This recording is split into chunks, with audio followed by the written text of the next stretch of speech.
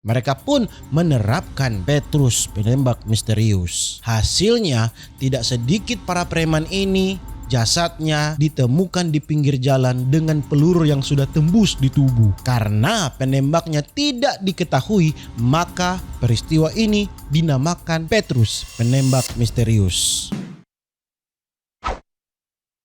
Ada yang tahu tentang Petrus, penembak misterius yang sangat heboh pada tahun 80-an di zaman Orde Baru di era kekuasaan Presiden Soeharto. Dari namanya saja sudah penembak misterius, berarti ada banyak sekali orang yang meninggal di tengah jalan, di hutan, di ganggang karena penembak misterius ini. Bagaimana kisah selengkapnya? Selamat datang di Duduk Cerita.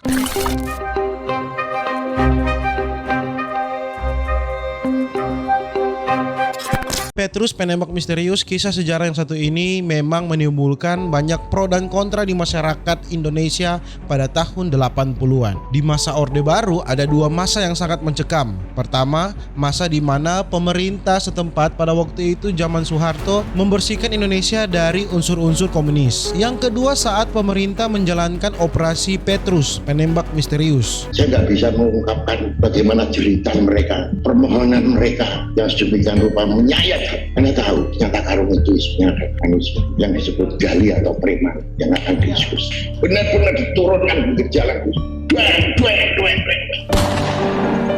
Suatu operasi rahasia yang dijalankan pada tahun 80-an dengan tujuan untuk mengurangi tingkat kriminalitas yang sudah sangat tinggi di Indonesia pada waktu itu. Operasi ini secara umum adalah operasi penangkapan dan pembunuhan terhadap orang-orang yang dianggap mengganggu keamanan dan ketentraman masyarakat. Pokoknya korban dari penembakan ini adalah para preman dan orang-orang yang suka begal. Target dari penembak misterius adalah orang-orang yang berambut gondrong, yang bertato, dan ada bekas luka. Orang-orang seperti itu yang dicurigai pasti akan ditembak oleh Petrus. Pokoknya kalau kalian di jalan bertato, rambut gondrong, siap-siap.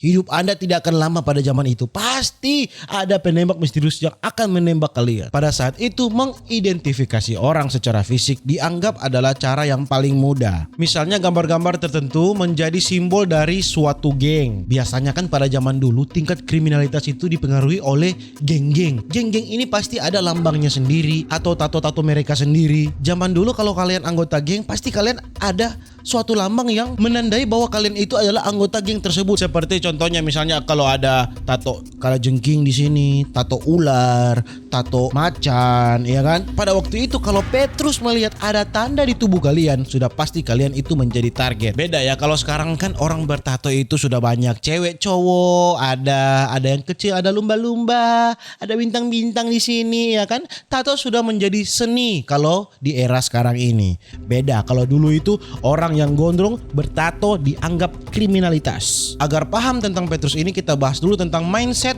pemerintahan Orde Baru yang sangat berbeda jauh dengan pemerintahan Orde Lama. Setelah Orde Baru menendang komunis dari Indonesia, Orde Baru menunjukkan perubahan drastis dari masa-masa sebelumnya. Saat mendapatkan kekuasaan dari Orde Lama, Orde Baru ini bukan mewarisi apa yang baik dari Orde Lama, melainkan yang dihasilkan adalah krisis ekonomi yang terparah yang pernah dialami oleh Indonesia. Ini belum termasuk isu-isu separatisme di berbagai wilayah dan masalah lain juga yang masih banyak. Menghadapi semua ini, Orde Baru, kita singkat saja menjadi Orba ya.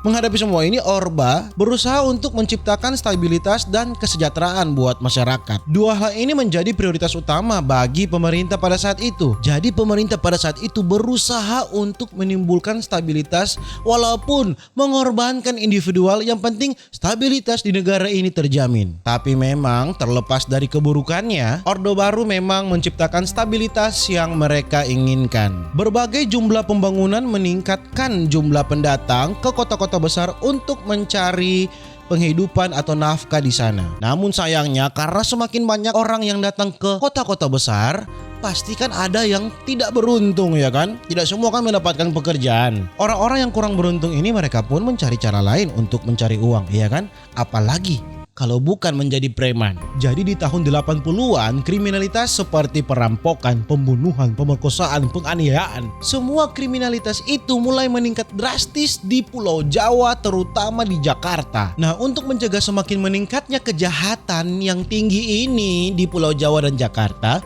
pemerintah Orde Baru melakukan kebijakan yang sangat ekstrim. Kebijakan Orde Baru waktu itu adalah memusnahkan mereka yang dianggap melakukan kriminal tanpa proses pengadilan. Ini karena memang proses hukum yang baik dan benar dianggap terlalu lama, karena kan dipenjara dulu, menunggu dulu sidang, lama prosesnya. Pada waktu itu dianggap kurang efisien, kurang cepat menanggapi kriminal-kriminal karena lama. Mereka pun menerapkan Petrus, penembak misterius. Hasilnya tidak sedikit para preman ini jasadnya ditemukan di pinggir jalan dengan peluru yang sudah tembus di tubuh. Karena penembaknya tidak diketahui, maka peristiwa ini dinamakan Petrus, penembak misterius. Gila ya, rata-rata saya memang anak tahun 90-an tidak tahu dengan peristiwa ini. Apalagi anak 2000-an ke atas tidak tahu. Ternyata Indonesia pernah seperti Amerika juga. Ada penembak misterius kacau balau juga ya zaman dulu. Pada Maret 1982,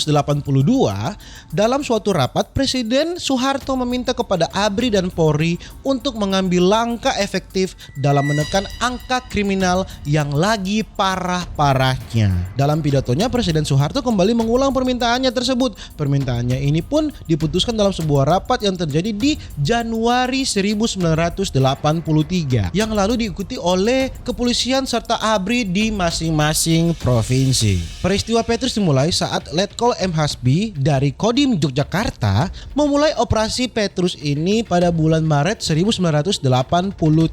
Pada awalnya memang operasi ini hanya mendata saja warga-warga mana saja yang melakukan kriminal. Jadi kayak mana yang pernah pukul orang? Oke, Anto. Ya, catat Anto. Mana yang pernah bunuh orang? Oke, iya. Namun operasi ini justru berkembang jauh lebih mengerikan lagi daripada hanya mendata saja. Mereka yang menjadi eksekutor di lapangan tidak segan-segan untuk menembak mati siapa saja yang mereka anggap sebagai sampah masyarakat. Operasi Petrus ini pun terus berlanjut. Strategi mereka pun lebih berkembang. Mereka menculik lalu menembak mati preman-preman. Jadi diculik dulu secara diam-diam, tiba-tiba di pinggir jalan langsung ditarik, dibawa ke tempat sunyi, ditembaklah dia di situ. Mayatnya dibiarkan tergeletak di mana saja, entah itu di jalan, di pinggir got. Lebih parahnya lagi, preman yang sudah masuk di dalam penjara nih, hidupnya juga tidak aman. Ada yang sudah di dalam penjara, diculik kemudian ditembak. Bahkan ada juga yang jasadnya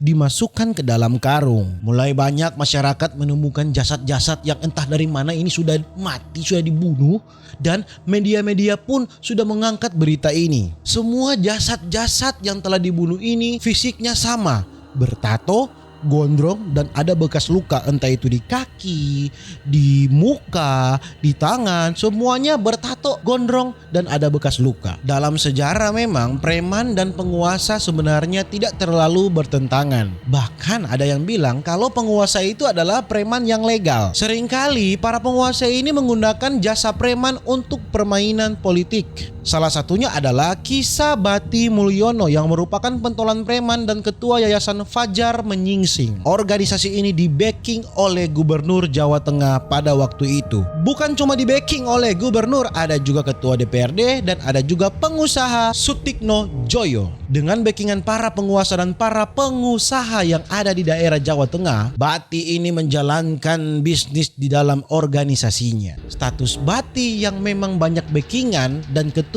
dari Yayasan Fajar Menyingsing tidak membuat dia lolos loh dari Petrus. Juli 1983, Bati ini sedang mengendarai mobil di daerah Kawi, Semarang. Tiba-tiba dia disergap oleh dua motor menyalip dia dan menembak langsung ke mobil. Kaca mobil Bati ini pecah tembus sampai ke dalam dan kedua motor itu langsung pergi, langsung lari pokoknya. Saya nggak bisa mengungkapkan bagaimana jeritan mereka, permohonan mereka yang sedemikian rupa menyayat. Karena tahu ternyata karung itu isinya adalah manusia yang disebut gali atau preman yang akan diskusi. Benar-benar diturunkan ke jalan. waktu itu Bati ini selamat. Mungkin ada peluru yang tembus tapi tidak sampai ke daerah vital. Dia pun tidak berani untuk pulang ke rumah. Meskipun istrinya ini sedang hamil besar, dia tidak berani untuk pulang ke rumah karena dia yakin dia ini sedang diburu oleh para penembak misterius. Bati ini pun bersembunyi di Gunung Lawu. Sejak peristiwa itu, dia 2 tahun bertahan di Gunung Lawu dan dia turun gunung pada tahun 1985. Pada waktu itu, peristiwa Petrus sudah mulai mereda. Namun, nasib ribuan orang yang menjadi target Petrus tidak seberuntung dia. Panglima Benny Murdani yang disebut sebagai salah satu perancang operasi Petrus ini, dia mengatakan bahwa peristiwa meninggalnya beberapa preman ini disebabkan karena perkelahian antar geng. Tercatat korban Petrus pada tahun 1983 ada 532 orang yang meninggal dan 367 luka-luka. Pada tahun 1984 ada 107 orang meninggal dan pada tahun 1985 ada 74 orang meninggal. Terkadang juga Petrus ini salah target. Terdapat sejumlah orang biasa seperti petani, penjaga masjid, PNS. Mereka menjadi korban penembakan Petrus karena nama mereka mirip-mirip dengan preman yang diincar. Jadi kalau misalnya ada nama Budi, dia seorang preman pembunuh, dan ada guru juga bernama Budi, nah guru yang bernama Budi ini yang seharusnya berhati-hati. Petrus ini akhirnya menjadi perhatian dunia internasional. Sejumlah organisasi seperti Amnesty International mengirimkan surat kepada pemerintah Indonesia yang isinya menyoroti kebijakan operasi Petrus. Namun sayangnya surat ini tidak digubris sama sekali. Tekanan internasional pun terus berdatangan ke Indonesia untuk menghentikan operasi Petrus ini. Bukan cuma dari luar negeri, ada juga tokoh-tokoh dari dalam negeri. Akhirnya operasi Petrus ini dihentikan pada tahun 1985. Dari tahun 83 sampai 85 telah menelan lebih dari 1.000 korban jiwa. Coba kalian bayangkan jika operasi Petrus ini masih dijalankan sampai dengan saat ini di tempat-tempat kota-kota yang banyak kriminalnya, apalagi kota saya. Oh Tuhan, kota Manado akhir ini banyak sekali penikaman. Baru-baru saya lihat ada di upload ada penikaman. Kalau masih ada operasi Petrus ini penembak misterius, baru nongkrong-nongkrong langsung modar Anda, pang. Nongkrong-nongkrong modar, pang. Kami tidak pernah melihat, tidak pernah merasakan bagaimana rasanya mencekamnya pada saat itu jika ada nama preman yang mirip dengan nama saya, dengan nama anggota keluarga. Itu pasti gugup sekali itu seisi rumah ya. Kalau ada yang kurang atau ada yang salah dengan cerita tadi, bisa kalian komen di bawah. Kalau ada request-request yang lain bisa kalian komen di bawah. Dan sampai jumpa di video-video berikutnya. Dadah. Oh,